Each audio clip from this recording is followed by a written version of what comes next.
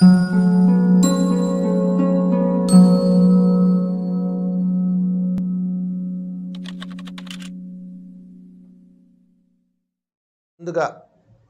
బ్రహ్మర్షి పితామహ పత్రి గారికి ఆత్మ ప్రణామాలు సమర్పిస్తూ ఈరోజు సెషన్ ప్రారంభిద్దాం. Spiritual radar. స్పిరిచువల్ రాడార్ అంటే ఏంటి?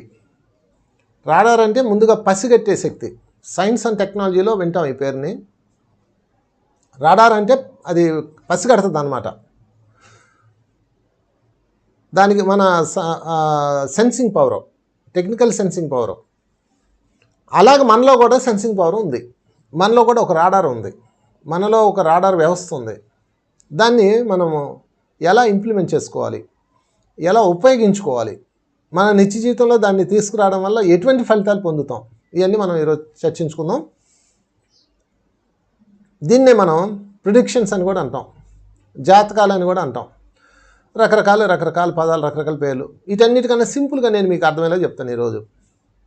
ఎవరి దగ్గరికి వెళ్లకుండా, ఎటువంటి డబ్బులు ఖర్చు పెట్టకుండా, ఎటువంటి క్రతువు చేయకుండా మనకి రాబోయేదాన్ని పసిగట్టి దాన్ని మార్పు చేసుకోవడమే రాడార్ వ్యవస్థ.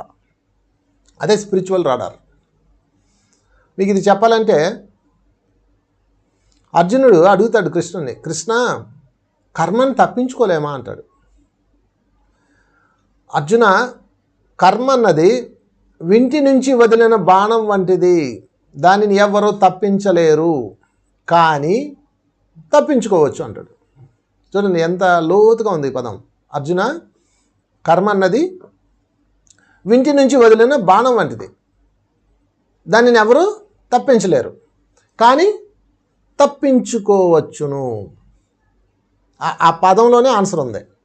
అంటే విలుకాడు వింటి నుంచి బాణం వదిలేడు, అది కర్మ దూసుకొస్తూ ఉంటుంది మన వైపు, అలా దూసుకొస్తుంది. దానిని వాడు తప్పించలేడు. విలుకాడితో ఎలా తప్పిస్తాడు? బాణం వెళ్ళమాకంటే అవదో, ఆ కంట్రోలింగ్ అంతా అయిపోతుంది, దాటిపోతుంది. ఒకసారి రిలీజ్ అయ్యాక దాన్ని ఏం చేయలేము. కానీ అది మన వైపు వస్తున్నప్పుడు మనం తప్పించుకోవచ్చు, పక్కకు జరిగితే చాలు. ఆ పక్కకు జరగడం పేరే జ్ఞానము. అందుకే జ్ఞానాగ్ని దగ్ధ కర్మాణం అంటారు. ఓకే అండి. సో ఈ పక్కకు తప్పించుకోవడం అన్నది కనుక మనం నేర్చుకోగలిగితే, మన స్పిరిచువల్ రాడార్ యాక్టివేషన్ చేసుకోగలిగితే, ఆ పక్కకు తప్పించుకోవడం అన్నది మనకు తెలిసిపోద్ది. ఈరోజు ఈ పాయింట్ మీద చెప్పుకుందాం. అది చెప్పుకోవాలంటే అసలు ముందు మనకు బాణం వేసేది ఎవడో అది తెలుసుకోవాలి. బాణం ఎందుకు వేస్తాడు ఎవడైనా? మనం ఏదైనా చేస్తేనే కదా బాణం వేస్తాడు. ఎవడు ఊరికే బాణం వేయడు కదా. వాడి దగ్గర బాణం ఉందా, నీకు ఊరికే వేస్తారేంటి? వేయరు కదా. వాడు మనకు బాణం ఎందుకు వేసాడు అన్న అవగాహనలోకి వెళ్తేనే బాణం విషయం మీకు తెలుస్తుంది మై డియర్ ఫ్రెండ్స్. అంటే మనల్ని మనం వెనకేసుకురాకుండా, నేను ఏదో చేశాను కాబట్టే నాకు ఈ సమస్య వచ్చినది లేకపోతే వస్తున్నది అని మీరు తెలుసుకోగలగాలి.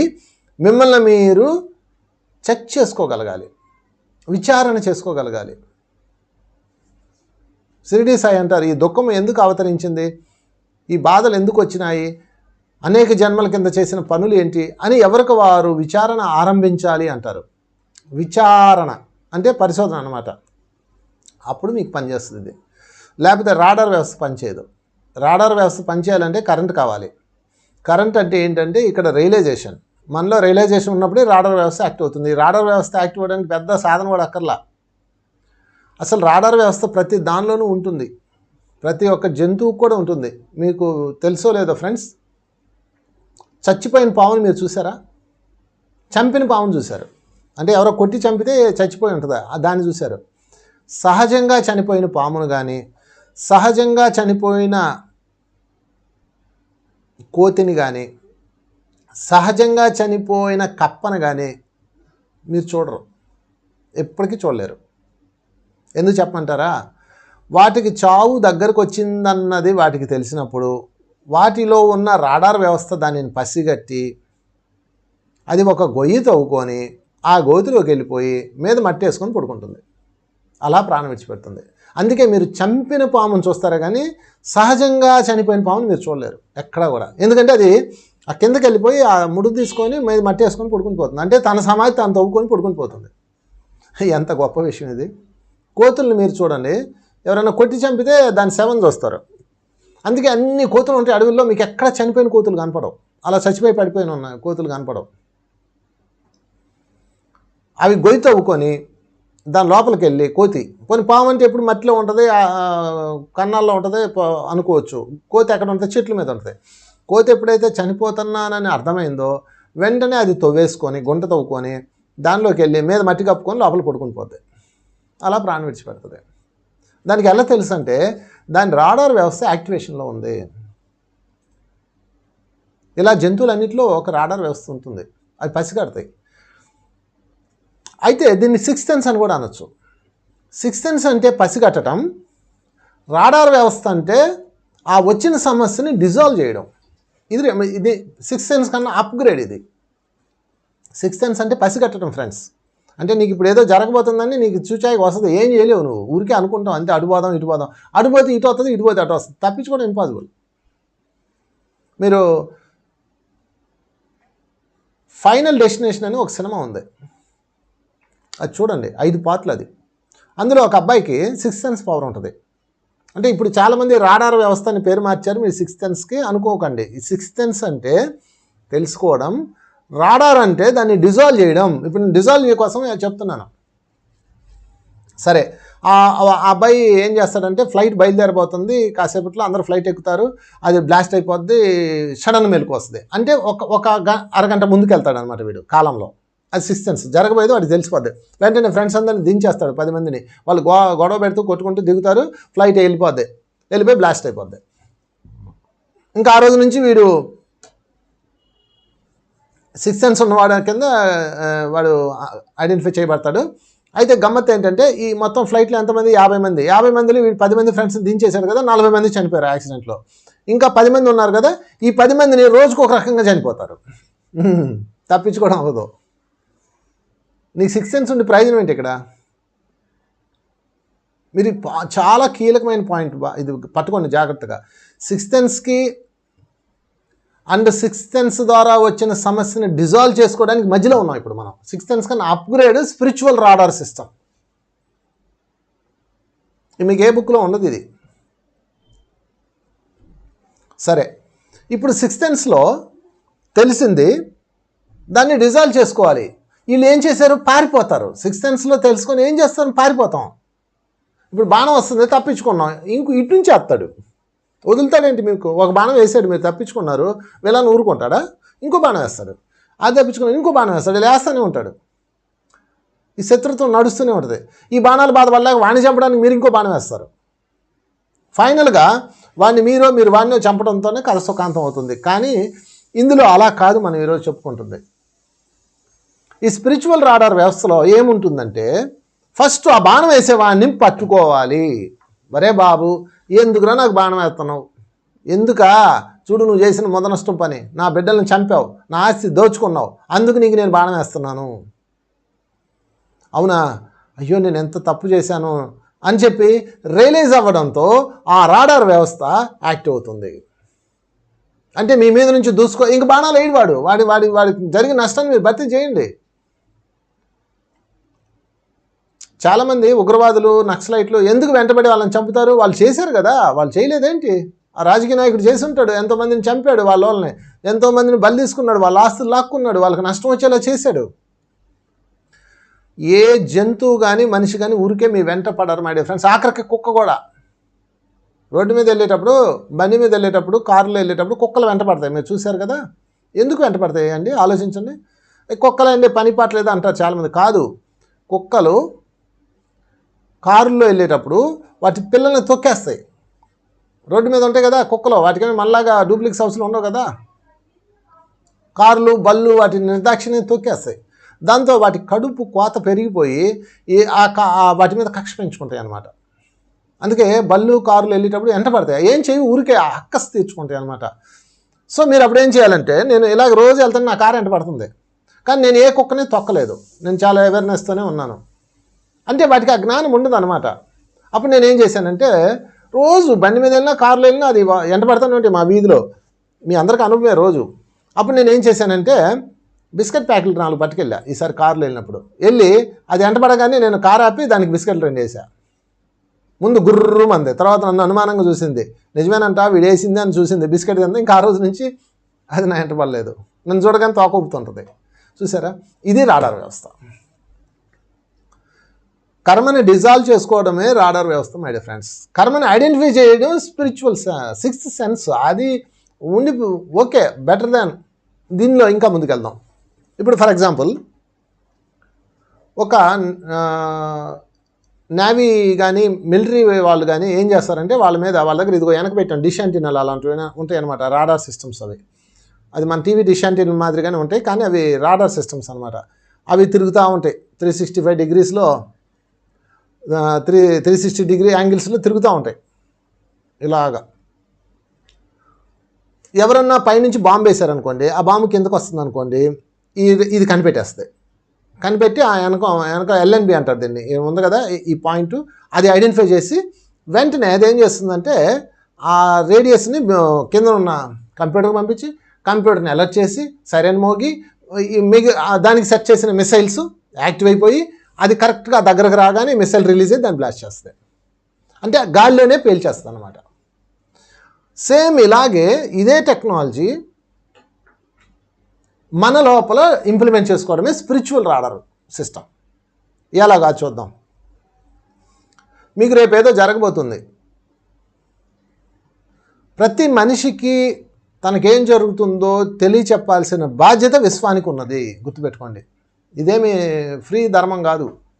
ఇంకా క్లియర్గా చెప్పాలంటే మీకు ఒక నేరస్తుడు ఉన్నాడు, వాడికి ఉరిశిక్ష వేశారు లేదా జైలు వేశారు. వాడిని ఏం చేస్తారు జడ్జి లాస్ట్లో తీర్పు ఇచ్చేటప్పుడు బోన్లో నుంచోబెట్టి ఈ నేరస్తుడు ఈ నేరం చేసిన కారణంగా ఇతనికి 10 సంవత్సరాల కఠిన కారాగార శిక్ష విధించడమైనది అని చెప్తారా చెప్పరా?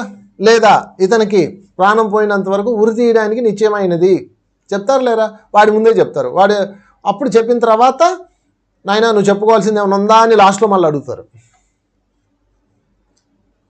నేను చేయలేదండి అది ఏదో చెప్తారు. ఇంక సరే తర్వాత వాళ్ళని జైల్లో వేసి వాళ్ళ పనిష్మెంట్ని వాళ్ళకి ఇస్తారు. అంటే చెప్తారా చెప్పరా అది అర్థం చేసుకోండి. చెప్తారు.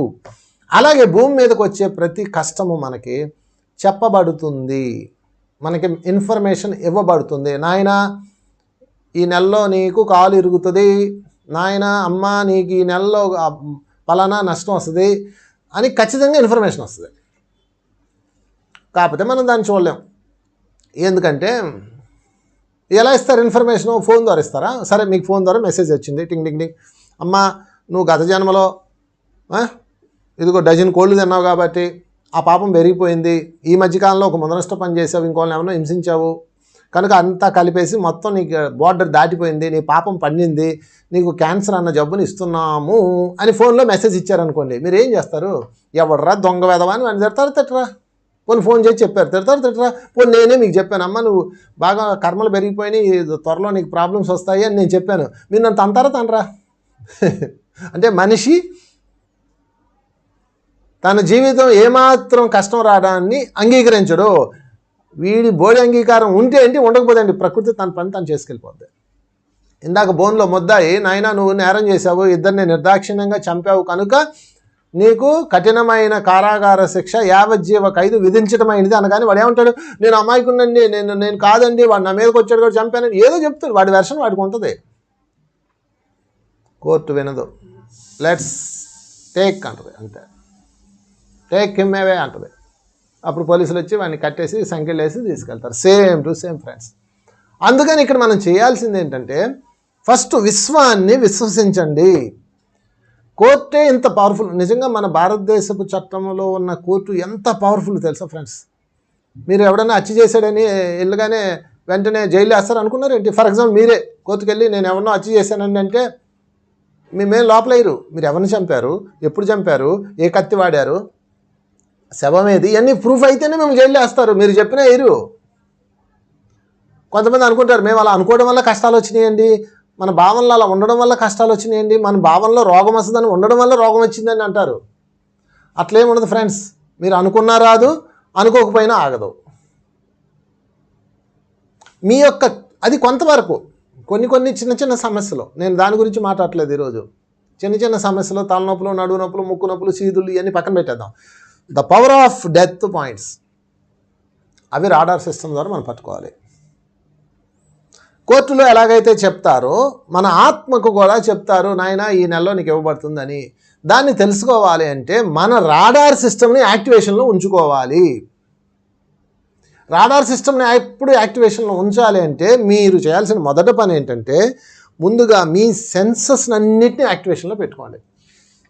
మన సెన్సెస్ అన్నింటినీ మనం యాక్టివేషన్లో పెట్టుకోవాలి. ఎప్పుడైతే మన సెన్సెస్ అన్నింటినీ యాక్టివేషన్లో పెట్టారో అప్పుడు ఆ ప్రాబ్లం పసిగట్టేయచ్చు. ఓకే, ఇది థియరీ చెప్పాను. ఇప్పుడు ప్రాక్టికల్స్లోకి వెళ్దాం. మీకు ప్రాక్టికల్స్కి వెళ్ళే ముందు కొన్ని ఎగ్జాంపుల్స్ చెప్తాను. సెన్సెస్ యాక్టివేషన్లో పెట్టి మనం వాటిని ఐడెంటిఫై చేసుకోవడానికి బెస్ట్ మార్గం థర్డ్ ఐ పవర్. అంటే మీరు బాగా ధ్యానం చేయాలి, మొదటి పాయింట్. వీటన్నిటికన్నా ముందు మీకు ఇవ్వబడ్డ సెన్సెస్ని యాక్టివేషన్లో ఉంచాలి. అంటే వినడము, చూడడము, మాట్లాడడము. ఓకే, 5 ఇంద్రియాలు ఉన్నాయి కదా, పంచేంద్రియాలు, వాటిని ఎప్పుడు యాక్టివేషన్లో పెట్టాలి. వాటిని మొద్దుతరంగా ఉంచకూడదు. ఓకే, సరే, అది పక్కన పెడదాం. అది సెన్సింగ్ పవర్ పక్కన పెడదాం. ఇప్పుడు పైనుంచి వచ్చే ఇన్ఫర్మేషన్ క్యాచ్ చేసే శక్తి దేనికి ఉన్నదో మీకు నేను చెప్తాను. మనకి 7 బాడీస్ ఉంటాయి. 7 బాడీస్లో ఫస్ట్ బాడీకి సెన్సింగ్ పవర్ ఉంటుంది, ఫిజికల్ బాడీకి, పంచేంద్రియాల ద్వారా వినడము, మాట్లాడడము, చూడడము అవన్నీ ఉంటాయి. రెండో బాడీకి ఎనర్జీ పవర్ ఉంటుంది, అది ఎనర్జీని ఫీల్ అవ్వగలదు. ఓకే, మీరు కళ్ళు మూసుకోండి, మీ దగ్గరికి ఎవరన్నా ఇలా చేయబెట్టినా తెలిసిపోదు మీకు. అంటే ఈ ఆరా, ఈ చేతికి ఉన్న ఆరా మీ ఆరా కనెక్ట్ అవ్వగానే మీరు కనిపెట్టేస్తారు.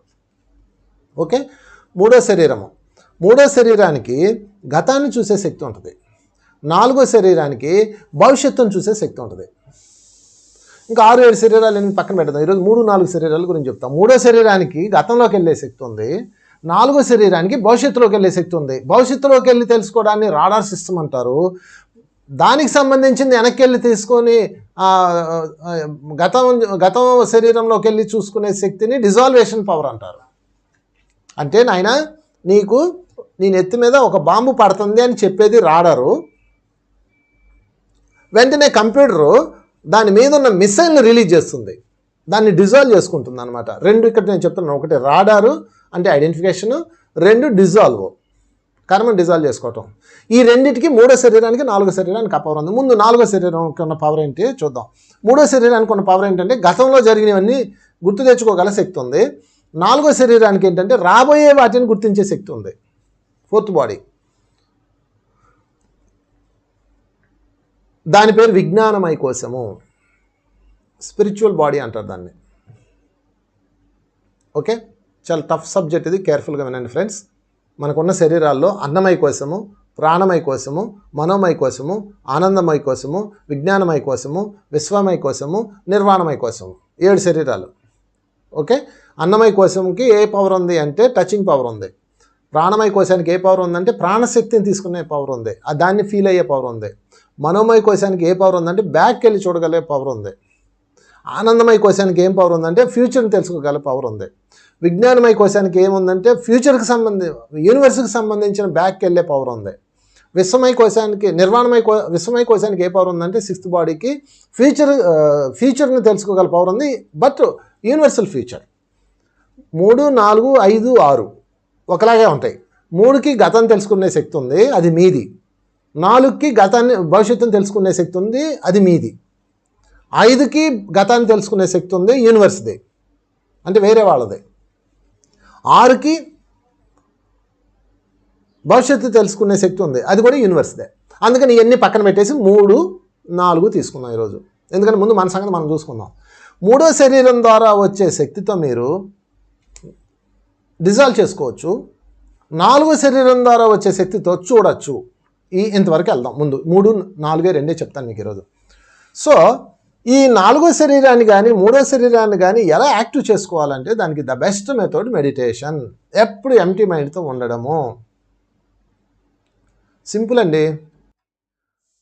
మీరు టీవీ చూస్తూ ఉన్నారు, ఇలాగా టీవీ సీరియల్లో లేకపోతే ఏదో మంచి ఇంట్రెస్టింగ్ టాపిక్ వస్తుంది, మీరు ఇంట్రెస్టింగ్ చూస్తుంటారు. వెనక నుంచి ఎవడైనా మనకు తెలియదు, ఎందుకని మన తాలూకా సెన్సింగ్ అంతా ఎక్కడ పెట్టేశాం. ఓకే, వెనక నుంచి దొంగడాలని ఎవడన్నాలని వీళ్ళు దోచుకొని ఏమన్నామని మనం నోరు తెచ్చుకొని చూస్తుంటాం. అదే ఇంట్రెస్టింగ్గా ఇటు చూస్తూ ఇటువైపు అన్నిటి మీద మనం అబ్జర్వేషన్ ఉంచామనుకోండి, అప్పుడు ఇటు తెలుస్తుంది. కానీ ఆ పవర్ ఉంది మనకి. ఇప్పుడు మీరు చూడు, నాయక చూస్తున్నారు, ఇదిగో మీ పక్కన ఇలా మీరు చిటికేసుకోండి, మీకు ఈ చిటికేస్తుంది తెలుస్తుంది. ఇటు చూస్తున్నారు అంటే మనం 5 డైమెన్షన్ చూడగల శక్తి ఉంది. కాకపోతే మనం దాని మీద అవేర్నెస్ పెట్టాం అంతే. అందుకని దీనికి 4th and 3rd and 4th బాడీస్కి first చేయాల్సింది ఏంటంటే అవేర్నెస్ పెంచాలి. అంటే శూన్యస్థితిలోకి బాగా వెళ్ళాలి మీరు. అంటే రోజు 1 గంటను ధ్యానం చేయాలి. దీన్ని నేను కళలతో లింక్ చేసి చెప్తాను మీకు, ఎందుకంటే కళల ద్వారా తెలుసుకోవడం ఈజీ. సో 4th బాడీ ద్వారా ఏం జరగబోతుందో మీకు తెలుస్తుంది. కళల్లో పంపిస్తారు మాస్టర్స్ మీకు. మ్యాక్సిమం మీ కళలు అందుకే వస్తాయి, యాక్సిడెంట్ అవుతున్నట్లు ఇవన్నీ వస్తుంటాయి అనమాట. అందుకని మీకు వచ్చే ఒక కళ వచ్చిందనుకోండి, ఆ కళ యాక్సిడెంట్ అయినట్టు కనిపించింది అనుకోండి, ప్రజెంటా ఫాస్ట్ అని ఫస్ట్ ఒక పాయింట్ ఐడెంటిఫై చేసుకోండి. ప్రజెంటా ఫాస్ట్ ఇప్పుడు మీకు వచ్చింది, ప్రజెంట్కి సంబంధించిన వ్యక్తులు కనపడ్డారు, మీ భర్త కనపడ్డారు, మీ పిల్లలు కనపడ్డారు, ఎవరెవరు కనపడ్డారు అంటే అది రాబోతున్నది. ఇప్పటివరకు ఏమైనా జరిగిందా, జరగలేదు అంటే రాబోతున్నది. So friends, 3rd body 4th body మీద లోపలికి వెళ్తే మనకి స్పిరిచువల్ రాడార్ సిస్టమ్ని యాక్టివేషన్ ఎలా తెలుస్తుందని చెప్పుకున్నాం కదా. మళ్ళీ ఇంకొంచెం ముందుకెళ్దాం. మీకు ఒక్కొక్క ఎగ్జాంపుల్ చెప్పి దాని మీద నేను మీకు క్లారిటీ ఇస్తాను. ఒక అమ్మాయికి ఒక కళ వచ్చింది. ఆ కళలో ఒక బాబా కనపడి నీకు క్యాన్సర్ వస్తుంది అని చెప్పాడు. ఓకే, 1 month తర్వాత ఆ అమ్మాయికి హెల్త్ ప్రాబ్లం వచ్చింది. ఓకే, హాస్పిటల్కి వెళ్తే క్యాన్సర్ అని చెప్పారు. అప్పుడు అర్థమైంది ఆమెకి నెల క్రితం వచ్చిన కళ నిజమైంది అని. ఇక్కడ వచ్చిన చిక్ ఏంటంటే చాలామందికి ఇలా కళలు వస్తుంటాయి, అందుకని అన్నిటికీ భయపడుతుంటారు. అందుకని మీరు ఫస్ట్ ఏం చేయాలంటే ఆ కళల్ని ఫిల్టర్ చేసుకోవాలి. ఈ అమ్మాయి 1 month క్రితమే ఆ కళ వచ్చిన వెంటనే కళలో నాకు క్యాన్సర్ వస్తుంది అని ఎవరో తెలిసిన మరుక్షణమే ఏం చేయాలి అంటే రాడార్ని యాక్టివ్ చేయాలి. అంటే బాంబు పడుతుంది అని తెలిస్తే నేలే అని కూర్చుంది, అది నెత్తి మీద డామర్ పడింది. చాలామంది అంటారు అవన్నీ వేస్ట్, నీ ఊహల ద్వారా వచ్చినాయి అంటారు. ఊహల ద్వారా కళలు వస్తాయి, నేను ఒప్పుకుంటాను దానికి. చింతిత జాములు ఆలోచనల ద్వారా వస్తాయి, వ్యాధి జాములు శరీరంలో అనారోగ్యం ఉన్నప్పుడు కళలు వస్తాయి. ఈ 2 పక్కన పెట్టండి. యాదృచ్ఛిక జాములు మీకు ఒకటే గుర్తు, బండ గుర్తు, అది బాగా గుర్తుండిపోద్ది. ఊహల ద్వారా వచ్చినవి, టెన్షన్ ద్వారా వచ్చినవి, ఆలోచనల ద్వారా వచ్చినవి కరిగిపోతాయి. 2 రోజులైనా 3 రోజులైనా వారమైనా 10 రోజులైనా ఆ కళ మీ కళ్ళ ముందే ఉంది అంటే గుర్తుపెట్టుకోండి, that is came from ever universe. నేను ఎత్తిన పడబోతున్న బాంబు. ఓకే, 2 రకాలుగా వస్తాయి, గుడ్ ఆర్ బ్యాడ్. ఇల్లు కట్టుకోబోతున్నావు అని వస్తుంది. మీకు బాగా బండ గుర్తు ఇందులో చెప్పాను, బాగా గుర్తుండిపోద్ది. మీరు వెంటనే ఏం చేయాలంటే అలాంటి కళ వచ్చినప్పుడు ధ్యానంలో కూర్చొని, అంటే ఇప్పుడు ఏ బాడీకి వచ్చింది కళ, 4వ బాడీకి వచ్చింది. మనం ఇందాకే చెప్పుకున్నాం, 4వ శరీరానికి రాబోయేది తెలుస్తుంది, రాడార్ ఉంది కాబట్టి. 3వ శరీరానికి డిజాల్వ్ చేసుకునే శక్తి ఉంది. ఓకే, 4వ శరీరానికి రాబోయేది చూసే శక్తి ఉంది, 3వ శరీరానికి జరిగిపోయింది చూసే శక్తి ఉంది. Okay, clear? ఈ రెండింటిని బాగా పట్టుకోండి, మిగతా అంతా వదిలేసేయండి, మీరంతా కన్ఫ్యూజ్ అవ్వద్దు. 4వ శరీరానికి రాబోయేది చూసే శక్తి ఉంది, 3వ శరీరానికి జరిగిపోయేదాన్ని చూసే శక్తి ఉంది. ఓకే, ఈ 2 శక్తులు ఎలా పెంచుకోవాలంటే రోజు ధ్యానం చేస్తూ ఉండండి. పగటిపూట, రాత్రిపూట మాత్రం కంపల్సరిగా ధ్యానం చేస్తూ నిద్రపోండి. మధ్యరాత్రులు ఎప్పుడు మెలకు వచ్చినా ధ్యానము నిద్ర ఈ రెండిట్లోనే ఉండాలి. అప్పుడు వచ్చే కళల్లో పర్ఫెక్షన్ ఉంటుంది. అప్పుడు ఆలోచన ద్వారా కళలు రావు. సరే, ఇప్పుడు ఏమో క్యాన్సర్ వచ్చింది కదా, కరెక్ట్గా 1 month తను పట్టించుకోవాలి, లైట్ తీసుకుంది, ఏదో ఆలోచనతో వస్తాయిలే అనుకుంది. ఆలోచనలతో వచ్చేవి గుర్తుండవు, అదే మీకు బండ గుర్తు. మొత్తం మీద ఆమెకి అది కనపడింది, ఆమె ఏం దానికి డిజాల్వ్ చేసుకోలేదు, క్యాన్సర్ వచ్చేసింది, అనుభవించింది, ఆ కర్మ బాధలు పడుతుంది. తర్వాత సంగతే నాకు ఫోన్ చేసింది, సార్ ఈ కళ ఇలా వచ్చింది, నాకు ఏం చేయాలి అని. ముందు ఒక కళ మీద మీకు చెప్తాను. ఒక అమ్మాయికి క్యాన్సర్ వస్తుందని 1 నెల క్రితం కళ వచ్చింది, లైట్ తీసుకుంది, క్యాన్సర్ వచ్చింది, హాస్పిటల్కి వెళ్తే క్యాన్సర్ అని చెప్పారు. ఆ తర్వాత ఆమె ఏం చేసిందంటే, 1 నెల క్రితమే నాకు నా బాబా కల్లో కనపడి చెప్పాడు, నేను పట్టించుకోలేదు, ఏంటి ఇది అని చెప్పితే ఆమెకు నేను దొరికాను ఎక్కడో నాకు చెప్పారు, పలానా మాస్టర్ కళ్ళ మీద చెప్తారంటే ఆమె నాకు ఫోన్ చేసింది. సార్ నేను కళ్ళలో చూసినట్టుగానే నాకు క్యాన్సర్ వచ్చింది సార్, ఇప్పుడు నేను క్యాన్సర్తో బాధపడుతున్నాను సార్, ఏం చేయాలి సార్ అని ఉంది. అప్పుడు నువ్వేం చేయాలంటే అసలు క్యాన్సర్ కారణం ఏంటో తెలుసుకోవాలి. అంటే ఫాస్ట్లోకి వెళ్ళాలి. అంటే ఏ శరీరాన్ని పట్టుకోవాలి? మూడో శరీరాన్ని పట్టుకోవాలి. ఏం చేయాలి? పడుకునే ముందు ధ్యానం చేయాలి, మధ్యరాత్రిలో మెలకు రావాలని కోరుకోవాలి, లేచి కూర్చోవాలి, 10 నిమిషాలు ధ్యానం చేయాలి. నాకు ఈ క్యాన్సర్ ఎందుకు వచ్చింది మాస్టర్స్ అని అడగాలి, మరలా 10 నిమిషాలు ధ్యానం చేయాలి, నిద్రపోవాలి. ఎంత సులువైన పద్ధతి అంటే నా పద్ధతులన్నీ సులువైనవి, మిమ్మల్ని ఏం కష్టపెట్టను, మిమ్మల్ని అట్టే సతాయించను నేను. పగటిపూట మాత్రం మీ వయసు ఎంతో అన్ని నిమిషాలు శ్వాసను గమనిస్తూ ధ్యానం చేయాలి, పూర్తి శాకాహారులుగా ఉండాలి. రియలైజేషన్, మరి ఇంక మాంసం తింటే నా కర్మ ఎందుకు చూపించండి అంటే ఎవరు చూపిస్తాడు మీకు? రాత్రిపూట మాత్రం పడుకునే ముందు ధ్యానం చేయాలి, మధ్యరాత్రిలో మెలకువ వచ్చినప్పుడు లేచి కూర్చోవాలి, 10 నిమిషాలు ధ్యానం చేయాలి, ఎందుకు ఇది వచ్చింది అని అడగాలి, మరలా 10 నిమిషాలు ధ్యానం చేయాలి, నిద్రపోవాలి. మూడో శరీరాన్నిలో అంటే గతాన్ని తెలుసుకోవాలి అంటే 10 నిమిషాలు ధ్యానము, ప్రశ్న, 10 నిమిషాలు ధ్యానము, నిద్ర, అంతే. ఇంకేం చేయొద్దు మీరు. ఇంకా అలారం పెట్టద్దు. ఏదో మునిగిపోయినట్టు తెల్లారి 4ంటికి అలారం పెట్టుకొని లేచి పరిగెడుతుంటారు, ఏం పెట్టకండి. మీ ప్రోగ్రాంలన్నీ మార్చేయండి. అలారం పెట్టకూడదు, సహజంగా ఉండాలి. అప్పుడు మీకు డ్రీమ్లో వస్తుంది. ఆమెకి ఏ డ్రీమ్ వచ్చిందో చెప్తాను. ఇదిగో వాళ్ళు పంపిన కళ తాలూకు ఇన్ఫర్మేషన్. ఒక అమ్మాయిని రూమ్లో పెట్టి 26 సంవత్సరాల అబ్బాయి అమ్మాయిని నానా హింస పెడుతున్నాడు, కత్తులతో పొడుస్తున్నాడు, ఆ అమ్మాయి కిడ్నీల మీద కత్తి పెట్టి బలవంతంగా తిప్పుతున్నాడు. సో ధ్యానం ద్వారా ఆ అమ్మాయి ఆ కళలో ఆ అమ్మాయి కనపడింది. అంటే ఇప్పుడు క్యాన్సర్ వచ్చిన అమ్మాయి 4వ శరీరంతో క్యాన్సర్ వస్తుందని తెలిసింది, వచ్చేసింది. ఈ అమ్మాయి కొంచెం ఆ రోజే చేసి ఉంటే ఎంత బాగుండేది. సరే చేతులు కాలిన తర్వాత ఆకులు పట్టుకుంది. సరే దానికి ఇప్పుడైనా నో ప్రాబ్లం, ఇప్పుడైనా చెయ్యి అన్నాను.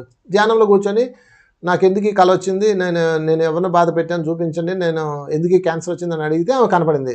ఒక 26 సంవత్సరాల అమ్మాయిని అదే వయసున్న అబ్బాయి రూమ్లో పెట్టేసి అమ్మాయిని చిత్రవద చేసి ఆమె కిడ్నీలని పొడి చేసి చాలా దారుణంగా చంపాడు. ఆ అబ్బాయే ఈ అమ్మాయి. అందుకని ఈ ఇన్కార్డినెన్స్లో ఈ అమ్మాయి ఇది తెచ్చుకుంది అని చెప్పి మెలకు వచ్చింది. అప్పుడు ఆమె రోజు ధ్యానంలో కూర్చుంది.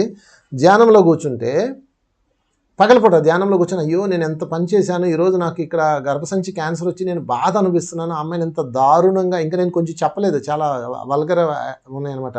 అంటే ఇంకా ఆమె మర్మాంగంలో సీసా కూడా కొట్టాడు అబ్బాయి, సీసాను గుచ్చి పగల కొట్టాడు. ఆ బిడ్డని ఆడపిల్ల నేను అంత దారుణంగా హింసించాను కాబట్టి నాకు ఇది వచ్చింది, ఈరోజు గర్భాశయం ప్రాబ్లం అని ఆమె తాను బాగా ఫీల్ అయింది. ఎప్పుడైతే ఫీల్ అయ్యిందో అప్పుడు ఈ రాడార్ నుంచి మెసేజ్ వెళ్ళిపోతుంది, ఆ కర్మకి డిజాల్వ్ చేసేస్తుంది. మై ఫ్రెండ్స్ గుర్తుపెట్టుకోండి, రియలైజేషనే మన యొక్క మిసైల్. పశ్చాత్తాపాన్ని మించిన ప్రాయశ్చిత్తం లేదు అంటాడు ఈశ్వరుడు. ధ్యానంలో కూర్చొని అంటే ఇది తొందరగా మీరు సారీ చెప్పేగానే వదిలేస్తారు అనుకున్నారు. నేను ఎంత కష్టపడి చేశాను, ఎంత తప్పు చేశాను, ఐఎమ్ సారీ అంటే వదలరు. నిజంగా నీలో రియలైజేషన్ వచ్చిందా లేదా కొన్నాళ్ళు గమనించి రిలీజ్ చేస్తారు. సో ఇది తగలడిన కర్మ క్లీన్ చేసుకునే పద్ధతి. ఇంకో కళ చెప్తాను మీకు. తగలడిన కర్మ కాకుండా ముందుగా క్లియర్ చేసుకున్న కర్మనే.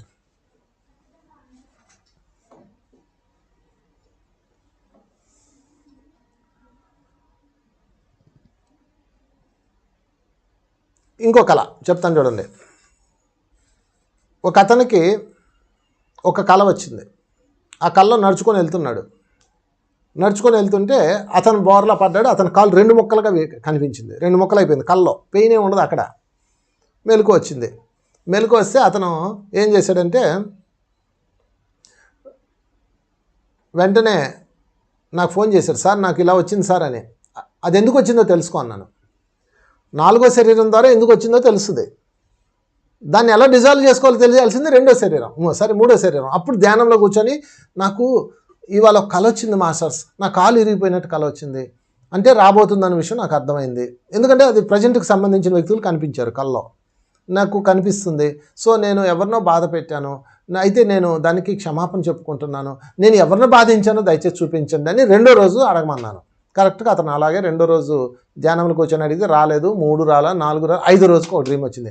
5వ రోజు ఒక చిన్న పిల్లవాడిని చెరుకు మిషన్ తిప్పుతారే అందులో ఒక చిన్న పిల్లవాడి కాళ్ళు పెట్టి వీడు తిప్పుతున్నాడు. వాడి కాళ్ళు నుజ్జు నుజ్జు చేశాడు ఒక పిల్లవాడి, ఒక కిరాతకుడు, వాడే వీడు అనమాట. అప్పుడు రోజు ధ్యానంలో కూర్చొని అయ్యో నేను ఆ బిడ్డని ఎంత కష్టపెట్టాను, నేను ఎంత తప్పు చేశాను, నేను ఎంత దారుణమైన పని చేశాను, masters I'm sorry, please excuse me అని రోజు ఫీల్ అవుతూ ఉన్నాడు. కొన్ని రోజుల్లో కాలు మడతబడి చిన్న పెయిన్ వచ్చి రిలీజ్ అయిపోయింది. ఇలాంటి నా దగ్గర కొన్ని వేల కళలు ఉన్నాయి, వేల మంది డిజాల్వ్ చేసుకున్న సమస్యలు ఉన్నాయి ఫ్రెండ్స్. ఒకటి మాత్రం నిజం, సమస్య పైనుంచి కిందకు వచ్చి నెత్తి మీద పడిన తర్వాత బాగు చేసుకోవటం కర్మ, క్లీన్ చేసుకునే పద్ధతి. అసలు రాకముందే దాన్ని గాల్లోనే పెట్టి అక్కడే రియలైజ్ అవ్వడం, అక్కడే దాన్ని అనుభవించేసేయడం, అక్కడే పశ్చాత్తాపం చెందడం రాడార్ సిస్టమ్. ఇది ఫోర్త్ బాడీతో చేసేది. కనుక ఈరోజు నుంచి మీరు ఏం చేయాలంటే కంపల్సరిగా పడుకునే ముందు ధ్యానం చేయండి. మధ్యరాత్రిలో మెలకు వస్తుందో లేచి కూర్చోండి. ఫోర్త్ బాడీ యాక్టివ్ చేసుకోవాలంటే ఒక టెక్నిక్ చెప్తున్నాను. 36 బ్రెత్స్ కౌంట్ చేయండి. మాస్టర్స్ జ్ఞానం ఇవ్వండి అని అడగండి. లేదా మీకు ఇంకా డౌట్ ఉందా, నాకు ఏమైనా సంచిత కర్మలు ఏమైనా ఉన్నాయో చూపించండి, రాబోయే కర్మలు ఏమైనా ఉన్నాయో చూపించండి అని అడగండి. మరలా 36 బ్రెత్స్ కౌంట్ చేయండి, నిద్రపోండి. బ్రెత్స్ కౌంటింగ్ ఇబ్బంది అయినా పర్వాలా, మీరు ధ్యానము నిద్ర వాటిలోనే ఉండాలి. బట్ ఎక్కడో చోట ఒక సంకల్పం రిలీజ్ చేయండి. ఆ మధ్యలో నాకేమన్నా దుష్కర్మలు రాబోతున్నాయో చూపించండి అని అడగండి. నీకు ఈ మధ్యకాలంలో రాబోతున్నాయి ఏమైనా ఉంటే 6 months బిఫోర్, 10 ఏళ్ళు 20 ఏళ్ళ క్రితం చూపించారు, 6 months బిఫోర్ రాబోతున్నాయి ఏమైనా ఉంటే డ్రీమ్ రూపంలో వస్తుంది. నువ్వు బాధపడుతున్నట్టు, నువ్వు ఇబ్బంది పడుతున్నట్టు వస్తుంది. అన్నిటికీ ఒకటే గుర్తు, అది ప్రజెంటా ఫాస్టా తెలుసుకోవాలంటే మీరు చేయాల్సింది ఒక్కటే మై డియర్ ఫ్రెండ్స్. మీ కళని మెలకు రాగానే అలాగ మంచం మీద కూర్చోండి, కథలద్దు, ఏమాత్రం కథలద్దు, అలాగే కూర్చొని ఇప్పుడు నాకు వచ్చిన విజన్లో ప్రజెంట్కి సంబంధించిన వాళ్ళు ఎవరు ఉన్నారా అని వెతుక్కోండి. ఆ కారు కనపడింది, కారు నన్ను గుద్దింది, ఆ కారు నాది కాదు, ఎవరో తెలియదు, నాకు తెలిసిన వ్యక్తులు, ఆ చెట్టు పక్కనే మా ఫ్రెండ్ నుంచొని ఉన్నాడు, యా అంటే జరగబోయేది. అస్సలు ఏమీ తెలియని వాళ్ళు రాలేదంటే మీరు చేసింది గతంలో జరిగిపోయింది, మీరు చేసిన దుష్కర్మ అనమాట. సో మీకు మ్యాక్సిమం ఫోర్త్ బాడీకి అన్నీ రాబోయే వస్తాయి. కాబట్టి అప్పుడు మీరు ఏం చేయాలంటే ధ్యానంలో కూర్చొని ఈ కళ కనపడింది కదా మాస్టర్స్, ఇప్పుడు వచ్చిన కళ ఆధారంగా నేను గతంలో ఏదో దుష్కర్మ చేశాను కాబట్టే ఇక్కడ నాకు ఇది కనపడింది, జరగబోతుందని నేను దానికి పశ్చాత్తాపం చెందుతున్నాను, పరివర్తనతో ఉంటాను, ప్రాయశ్చిత్తం చేసుకుంటాను ఈశ్వర అని 3 మాటలు చెప్పండి. పశ్చాత్తాపం, పరివర్తన, ప్రాయశ్చిత్తం. 3 మాటలు, ఎక్కువ చెప్పక్కర్లా. నేను గుడి కట్టేస్తాను, అది చేస్తాను, ఇది చేస్తాను, ఏం అక్కర్లా. పశ్చాత్తాపం, గతంలో చేశాను, అయ్యో ఏం చేయకపోతే నాకు ఇది వస్తే పశ్చాత్తాపం. పరివర్తన అంటే రియలైజేషన్, ఇంకా నేను మాటలతో చేతలతో ఎవరిని జీవిని హింసించను, మాంసం తినను, ఎవరిని బాధ పెట్టను. ప్రాయశ్చిత్తం, సేవ, వీలైనంత సేవ చేస్తాను. గుర్తుపెట్టుకొని మీ కళలో ఏ జంతువు అన్న కష్టపడుతూ కనపడితే ఆ జంతువుని మీరు హింసించారని అర్థం. దానిని మీ నిత్య జీవితంలో దానిని మీరు ప్రొటెక్ట్ చేయాలి. అంటే ఫర్ ఎగ్జాంపుల్ మీ కుక్కల వెంటబడుతున్నట్టు కనపడింది అనుకోండి, మీరు నిత్య జీవితంలో కుక్కలతో స్నేహం చేయాలి, వాటికి బిస్కెట్లు వేయాలి, అలాగనమాట. డిజాల్వ్ చేసుకోవాలి సేవ ద్వారా. ఓకే, సో ఫ్రెండ్స్, స్పిరిచువల్ రాడార్లో ముందు అసలు ఫస్ట్ రాడార్ని యాక్టివ్ చేసుకోండి. యాక్టివ్ చేసుకోవడానికి సింపుల్ టెక్నికే చెప్పాను నేను, పెద్ద టెక్నిక్ ఏం కాదు. పడుకునే ముందు ధ్యానము, మధ్యరాత్రిలో మెలకువ, ధ్యానము, మీరేమైనా ప్రశ్న అడుగుతుంటే అడగండి, లేకపోతే జ్ఞానం ఏమైనా అడగండి. 36 బ్రెత్ చేస్తే ఇంకా పవర్ఫుల్గా ఉంటారు. 36 శ్వాసలు కనుక మీరు చేయగలిగితే అది చాలా పవర్ఫుల్ పిక్చర్ వస్తుంది. ఇది ఫస్ట్ రోజుల్లో రాకపోవచ్చు, చేయగా వస్తాయి. సో ఇది స్పిరిచువల్ రాడార్ని యాక్టివ్ చేసుకొని మనలో ఉన్న సెన్సెస్ని ఇంప్లిమెంట్ చేసుకొని గతంలోకి వెళ్ళే టెక్నిక్.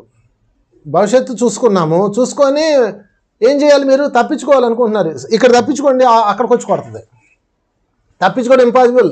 మీరు ఈరోజు దీన్ని తప్పించుకుంటే రేపు దాని చెల్లి వస్తుంది, లేకపోతే దాని అక్క వస్తుంది, లేదా దాని తాత వస్తుంది.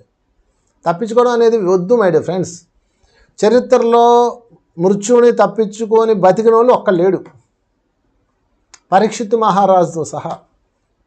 పరీక్షిత్ మహారాజు స్పిరిచువల్ రాడార్కి యాక్టివేషన్ వచ్చింది, 7 రోజుల్లో నువ్వు చనిపోతున్నావని. వెంటనే ఆయన ఏం చేశాడు, ఆ 7 రోజుల్లో చనిపోవడానికి కారణం ఏంటని ఎతకలేదు, ఆయన సరెండర్ అయిపోయాడు. ఆయన మీరు సరెండర్ అయిపోతే అది మీ ఇష్టం, నాకు సంబంధం లేదు. దాన్ని తాను రక్షించుకోవడానికి ఒక అద్దాల మేడ కట్టుకున్నాడు, పైన ఎక్కడ ఉన్నాడు, ఏదో చేశాడు. కాకపోతే ఆయన చేసిన మంచి పని ఏంటంటే సజ్జనులతో సాంగత్యం పెట్టుకున్నాడు, పురాణాలు విన్నాడు, అప్పట్లో ఇంత టెక్నాలజీ లేదు స్పిరిచువాలిటీలో, ఇప్పుడు వచ్చింది ఆ స్పిరిచువల్ టెక్నాలజీ. అప్పట్లో ఇలా మాట్లాడుకునే టెక్నాలజీ ఉందా? సైన్స్ అండ్ టెక్నాలజీలో ఎలాగైతే మార్పు వచ్చిందో స్పిరిచువాలిటీలో కూడా మార్పు వచ్చింది. అందుకని తప్పించుకోవాలన్న భ్రమలు వదలండి. లేకపోతే గురువులను ఆశ్రయించి తప్పించుకోవాలి, లేకపోతే ఎవరో స్వామీజీలు ఆశ్రయించి తప్పించుకోవాలి, అవన్నీ మానేయండి my dear friends. No use. ఒక్కటే అవకాశం మీకు ఇవ్వబడుతుంది. ఎలాగైతే నేరస్తుడికి కోర్టు అవకాశం ఇస్తుందో మార్పు కోసం మీకు కూడా అవకాశం ఇస్తుంది, మనకు కూడా అవకాశం ఇస్తుంది ప్రకృతి. కోర్టులో 100 మంది ఖైదీల్ని యావజ్జీవ శిక్ష చేశారు. అందరూ అర్జీ పెడతారు, అయ్యా మేము పొరపాటున అప్పుడు ఏదో హత్యలు చేశాము మమ్మల్ని మన్నించండి అని అర్జీలు పెడతారు. ఊరి శిక్ష పడ్డవాళ్ళు కానీ యావజ్జీవం పడ్డవాళ్ళు కానీ రాష్ట్రపతికి.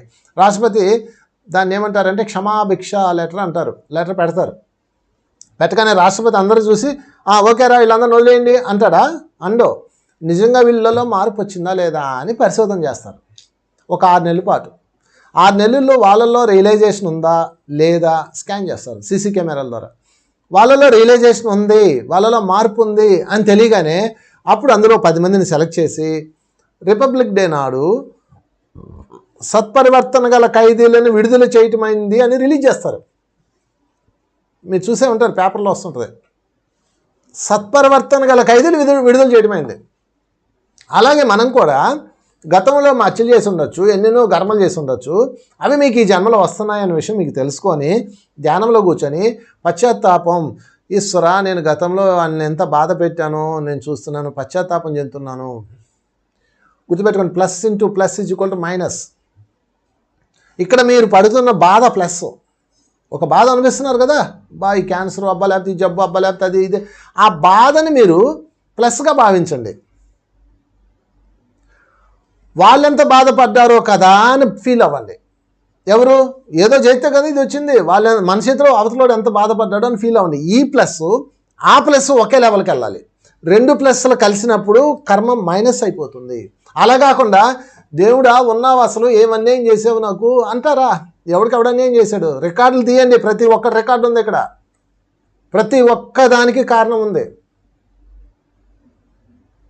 చాలా అమాయకంగా కనపడతాం మనకు. మనం అద్దంలో చూసుకుంటే అసలు మనల్ని మించిన అమాయకుడు ఉండడు. చీమకు కూడా ఆన్ చేయలేదండి మనం. చాలా చేసామండి, చాలా కథలు ఉన్నాయండి. ఆకాశిక రికార్డ్స్ నిండా మన యొక్క చెత్త ఉందండి, చూసుకోండి కావలిస్తే. కొంతమంది ఆ బాధలు అనిపిస్తూ ఐఎమ్ హ్యాపీ అంటారు. ఊరికే అదంతా యాక్షన్. మీ ఇష్టం, యాక్షన్ చేస్తే చేసుకోండి, నాకు సంబంధం లేదు. రాడార్ సిస్టమ్ని యాక్టివ్ చేసుకొని రాబోయేదాన్ని మనం డిజాల్వ్ చేసుకునే అవకాశం ఉన్నది కాబట్టి నేను చెప్తున్నా. ఇది మీకైనా నాకైనా అందరికీ వర్తిస్తుంది ఇది.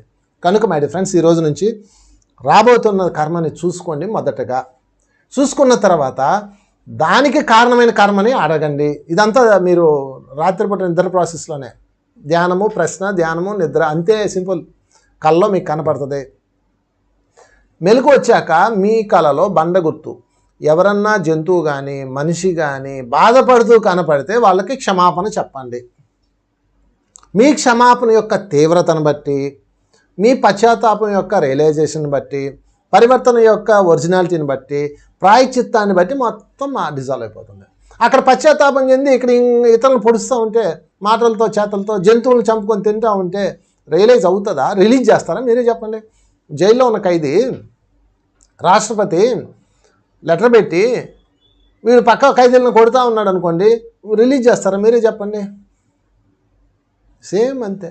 మనం కూడా జీవిత ఖైదీలము ఈ భూలోకంలో. ఇక్కడ కర్మలు పోగొట్టుకోవాలంటే ఒక్కటే మార్గము, రియలైజేషన్. ఇక ఉంగరాలు, స్తోత్రాలు, తర్వాత పూజలు, లేకపోతే అభిషేకాలు, ఇవన్నీ 10% ఉపశమనం అంతే. కర్మని దగ్ధం చేసుకోవాలి అంటే, మిస్సైల్ని రిలీజ్ చేయాలి అంటే ఒక్కటే, పశ్చాత్తాపం, పరివర్తన, ప్రాయశ్చిత్తం. దట్ ఈజ్ కర్మ ప్రక్షాళన. సో ఇది ఫ్రెండ్స్ ఈరోజు క్లాస్. మీ రాడార్ని యాక్టివ్ చేసుకోండి. ఎందుకంటే ఎప్పుడేం జరిగిందో మనం తెలుసుకోవాలి ఖచ్చితంగా. గుడ్డెద్దు చేయబడ్డట్టు ఉండొద్దు. పడుకునే ముందు ధ్యానం చేయండి. మధ్యరాత్రిలో మెలకు వస్తుంది, లేచి కూర్చోండి. 36 శ్వాసలు లెక్క పెడుతూ ధ్యానం చేయండి. లేదు అది కష్టంగా ఉందో పోనీ ధ్యానం కాసేపు చేయండి. కష్టమేం కాదు, ఈజీయే మీరు అనుకుంటే. 20 లెక్క పెట్టేదానికి మొత్తం వచ్చేస్తుంది. అయినా పర్వాలేదు, లేచి కూర్చొని మొత్తం 36 కంప్లీట్ చేయండి. జ్ఞానం మిమ్మల్ని అడగండి. మరలా 36 కంప్లీట్ చేయండి, నిద్రపోండి. అప్పుడు మీకు రాబోయే విపత్తులు తెలుస్తాయి. రాడార్ యాక్టివ్ అయిపోతుంది.